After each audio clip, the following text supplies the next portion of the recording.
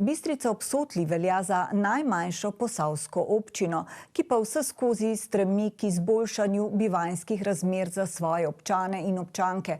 Hkrati pa nagovarja mlade družine, da v občini najdejo svoj dom. Investicijski cikel je bil v zadnjih letih kar obsežen. Zaključujemo enega verjetno v zadnjih 50 let največjih investicij v občini. Gradnja nove telovadnice in vrtca skupaj v enem prostoru.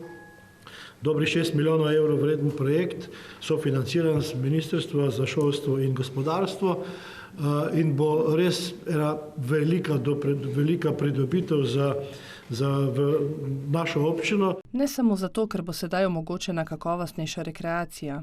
Ampak tudi, da imajo otroci čim boljše pogoje za to, da ostanejo mladi v našem kraju.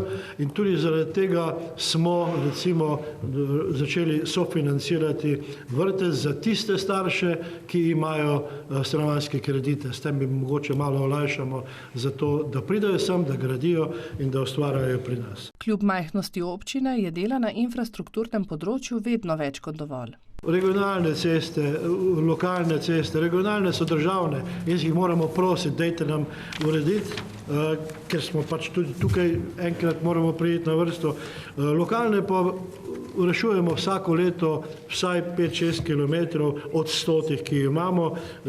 V zadnjih 4 mandatih je bilo to skoraj 80 kilometrov. Kar precejšnja sredstva za Bistrico ob Sotli pa bodo prišla z naslova regijskega sodelovanja in sicer za zeleno infrastrukturo.